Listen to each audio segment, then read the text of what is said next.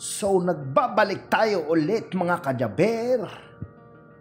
The God will make good, I'm good. So ito ngayon, makikita nyo, magluluto tayo ngayon ng gulay. Dito sa Saudi, pag ikaw ay nandito, kahit hindi ka marunong magluto, dapat mong matutunan dahil walang magluluto sa sarili mo kung hindi ikaw. So yan guys, nakikita nyo, nasa kusina ako. Pine-prepare ko ang mga sibuyas, bawang, at mga sangkap na kakailanganin ko. So dito, set aside natin muna yung gagawin nating luto dun sa manok. So ito parang ano lang to, experiment na cook ko lang to kasi may mga daon ako ng sibuyas, may lemon, may carrots tayo. Ibig sabihin, pagka mahilig ka raw sa carrots, mataas ang sa mata, yung ano ba yun, pampatadinaw ng mata. So ayan guys, nakikita nyo ngayon, nagtatad-tad ako dyan. So medyo mahaba tong video na to, konti lang kasi para at least makita nyo kung paano ako piniprepare yung mga gagawin ko ngayon. So, ang oras dito is 9 AM ng umaga.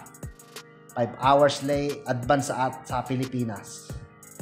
So, dyan nakapagsaing na ako kasi kailangan natin magluto dahil ang pasok natin is 2 PM ng hapon.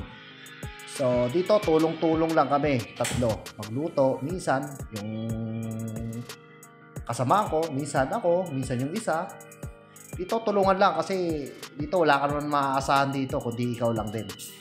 So maglinis, maglaba, ikaw lang din. So dito dapat tulungan talaga ang kailangan. Hindi kailangan magturuan. So ayan na guys.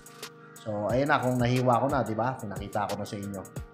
Ayan, sinet aside ko na. So igigisa ko muna yung bawang, sibuyas, tsaka luya. So, bali ang gagawin ko dyan, parang ang sauce niya is sweet and sour. Parang maasim-asim na matamis-tamis. So, may lemon siya. So, guys, ayan. Ayun yung daon ng sibuyas. So, gagawin ko dyan. Isi-set aside ko lang dyan. Ipiprito ko muna yung manok. Binuksan ko na yung kalan para makapagprito ako ng manok tsaka atay. So, bali, pagsasamahin kayo atay tsaka manok. Tsaka ipiprito ko rin yung carrots para at least itatoppings ko na lang sa ibabaw later pagtapos. So ayun yung manok, piniprito ko na guys. Ayan na siya. So maya maya yung atay naman pagtapos niyang carrots para at least prito din yung atay. So ayan, namula-mula na yung manok kung nakikita nyo. Mamula-mula na rin yung carrots. So ayan na yung carrots. Okay. So, yung atay, isinunod ko na pagtapos ng carrots para at least tapos na lahat yung prito ko, itatoppings ko na lang sa sauce na gagawin ko. Imimix ko na lang. So, ayan guys, patapos na yung manok. Yan, tapos na rin yung atay. So, ayan na yung picture. Crispy siya. Sarap, di ba? Parang Chicken Joy Jollibee. So, guys, ilalagay ko na yung mga gulay. Maggigisa na ako ng sibuyas dyan.